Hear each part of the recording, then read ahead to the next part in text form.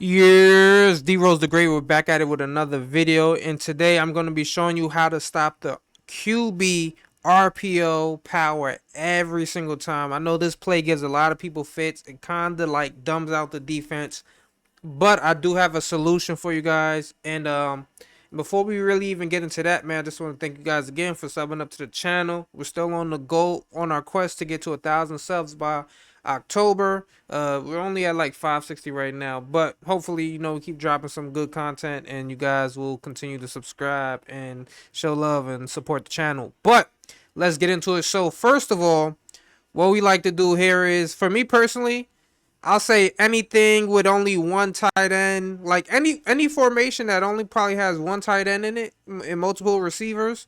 We're gonna come out in nickel, some sort of nickel. Now you could come out in, let's say, a 3-3-5 as well, or a 4-2-5, but just from using the formations that I've been using, I don't like their alignment, right? Because the way we stop this is about the alignment of our defensive end. So if you guys probably watched another video about how to stop the QB power RPO every time. I don't know why I said my title like that, but if you watched the video about how to stop the QB power RPO, I've seen multiple videos. They always tell you to spy your linebacker and scrape down. But for me personally, I don't want to do that, bro. I like, because what if they don't actually do the QB power RPO? So I got a better solution, which, just in case they pass the ball, I still have somebody that's in coverage and will lock or plaster on or something. So we don't want to take away too much from the base of the defense, right? But let's get into it. So I'm gonna come out in nickel 2-4. Now you can come out. I don't like mint. I don't like mint because, like, what we're about to get into is, I'm telling you, we need the D line to be adjusted properly. I like single mug. Double mug even works against it as well. Now, of course, there's downsides to running like something like a double mug or anything like that. I don't really like the low mug or the low double mug. I mean, well, low double mug might be good, but I don't really like the low mug as much.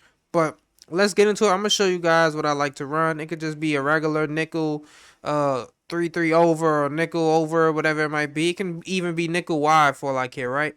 But for me personally, I like to just come out in something base that has like pretty solid defense. Um, and just because we had a bunch of guys in the box for the most part, so I'm gonna come out in nickel, 2-4 cover 3 sky.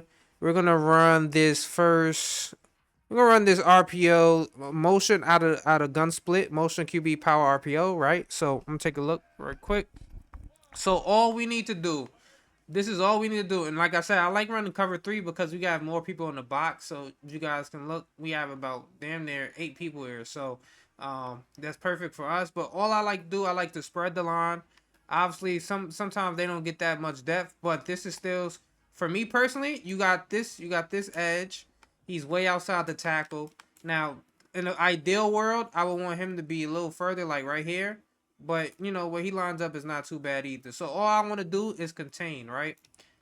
You can control the linebacker. You could control the safety. Sometimes I just prefer to control the safety.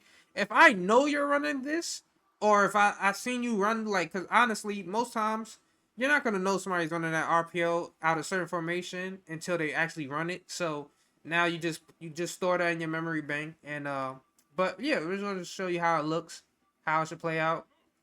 So he goes in motion. You see, he gets blocked a little bit, right? And that's why I don't like the. That's why I like certain formations where the formation is wide. So I'm gonna show you guys even better. So the nickel 2-4, it does work sometimes, but Illinois probably doesn't really have an agile defensive end, so I might need the formation to be a little wider. I didn't use it. I didn't do this using Illinois, so might need a formation that's a little wider, right? So like this. This is probably better because he's further outside of the tight end, so this should be a lot better. Here we go. And you see, he just comes straight. He just comes straight down. And then, especially if you're playing over the top with the safety, you can pass commit. It doesn't matter what you do. Obviously, you probably might not want to pass commit just in case it's a regular run play, and you don't want to get all your guys pancake. But you could just pass commit whether you want to or not. It doesn't really matter. You could even shade down or something like that, right? Especially like if I see somebody coming out and split in this type of formation, I'll be like, yeah, there's no chance in hell that he has some type of some crazy route combo that he's about to dial me up in. So I probably would even pass commit, honestly. But we'll just shade down just for the sake of it. And we'll run it again. And then you see he forces him back inside. So honestly, obviously I didn't do a great job of scraping right there, but we can still always spread the line a little bit more. And we'll play it like this. And you see that angle that he gets, and that's why I like it. So especially if you have a decent speed edge rusher, like let me see number 52. He might be pretty slow. Or I don't know. And I made sure I picked a team that was really bad on defense too to make it to show it even better. 52. Look at this. 75 speed at edge rusher. So that's probably part of the reason. Like if I put somebody faster, like let's see. Damn, this team is slow as hell. Oh my goodness. Let's just get an 81 speed guy here. That'll make it a lot better, right? Got 75 speed. And I'm probably this probably not even Illinois' real scheme. I'm in my actual defense, which is the 4-2-5. So let's see. You see he plays it a little bit better. And then you still have something over the top in case he tries to throw like that post route. And then you still have you know, you still have your guys where they need to be, right? So let's look. They're still scraping down. We can play both at once. He can't throw that post, and if he throws that running back route, I think he's on the route there, then we'll be able to pick that off. Now I'm gonna show you this against another formation. Let's come out and let's see come back out on 2-4. I didn't know the guy was slow. That's probably why it wasn't working. So let me just try it one more time. Against the regular nickel. The guy was freaking slow as hell, so let's just see if it works better with an 80. Yeah, see, it works better now. It's just that the guy was like 75 speed. So, yeah, don't have any 70, 75. Oh, damn, I didn't get to set it up. And honestly, you don't have to contain all the time. But I like to contain just because it gives you a better angle to cut him off and make sure that he cuts back inside. So, we'll go actually show you a different RP because that's just one look at it, right? We'll come back and cover nickel 2-4. We'll come back and run the QB power RPO out of gun wing slot over. So I'm gonna show you how this one works. So if you look right, this edge rusher he can't get outside the tight end.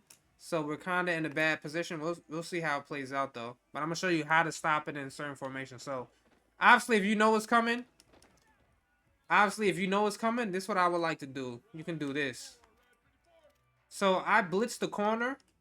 And just to replace him, I'll put that edge rusher in a curl flat. Now, only do this obviously if you know for sure. Like this is a 2 wide receiver set, and you like every time they run this formation, they're only doing this little QB power RPO, right? They're not really looking to do too much else. So we can do this again. Let's see how it plays it.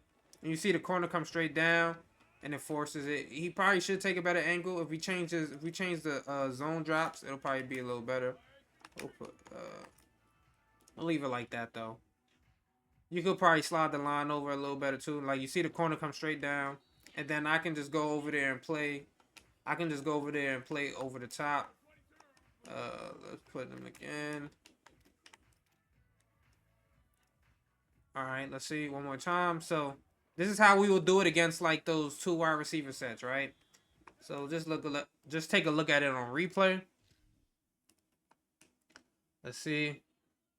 And honestly, by the time that post, like you can potentially throw that post, but by the time you even probably throw that post, the offensive linemen are already moving up the field. So you'll be in a situation where you'll probably end up getting a flag. So if they try to throw it, it'll be a legal man downfield. So by the time, that's why I said this corner, against certain formations, this corner will play that perfectly. He comes straight downhill. He won't get blocked. And we can just go play the running back if he tries to throw the RPO to the running back. Now, another example, I want to show you guys another formation that I would like to run against that as well. If like I said, sometimes the 4-2-5 and 3-3-5 don't really work too well. But in Penny, what you will need to do here is you will have to go into Samuel edge, so we make sure we got both linebackers at our edge. Cause I'm gonna show you why. Matter of fact, let me show you why we need to have both of them at our edge. So let me put it back on. Let me change the package back to the normal. So we'll just come out in, let's see, 3 Sam will blitz, right? We'll just come out in 3-3 Sam blitz, right? So let me do it against this. All right. So now we're gonna contain again and watch the edge rusher. So we're not outside. Hold on. Let's see something. Look, we can't. We're gonna try to move him. He moves back in. So, like I said, the whole purpose of stopping it is to make sure we get that outside shoulder. We get our edge rusher or linebacker or whatever on that outside shoulder of the guy on the edge. So now I'm gonna show you guys why we put that Sam Will package. So, because I know a lot of people like to play Cub. Some people play Cub. So, you play nickel Cub or 3-3 penny. Let's get back to it. Blind. Sam Will, edge. So we make sure both our linebackers are at the edge spot so we can move them out. We'll come back out in 3 Sam Will blitz. And we'll come back out in the gun wing slot over. So this is why we do it. So now we don't even need to blitz. We don't even need to blitz our linebacker. We just need to make sure this guy has outside leverage. So you see this one, this edge rusher over here, he has the outside leverage on the left tackle. And we just need to make sure we got the outside leverage on the tight end so he can come through free. And then we go again. He got a little bit of yards there. That's fine though. We don't need to push him out too far. And you still need to scrape over, and actually you can slide the line a little bit to the right. There we go. Ooh, he got free right there. So I guess because also, like I said, this is a slow team. Excuse me. So let me try putting it at wider. When I was doing this before, I didn't have a super slow edge rusher and linebackers. Like I think the guys were like 86, 87 speed, so it probably worked a little better there. But let's make sure we get a little bit of leverage more leverage.